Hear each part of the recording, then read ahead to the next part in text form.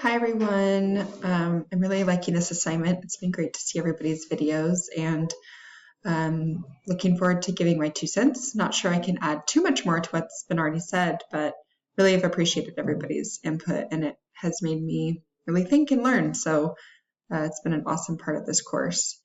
But getting to the point between teacher development and teacher evaluation, I think when I think of teacher evaluation, my mind kind of goes to standards and setting standards and making sure that people are meeting those standards, and if they're not, and what to do when they're not and what to do when they are, and those kind of things.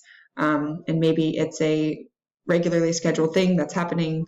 People know about it in advance, and they're kind of knowing that there is something that can hopefully show them what they're doing great, and maybe, hey, work on this, but it's hopefully a strength-based tool in the end, but it also can be in my experience, it can be a fail-safe for when people aren't doing what they need to be doing, and when you have to make those tough decisions and have those tough conversations.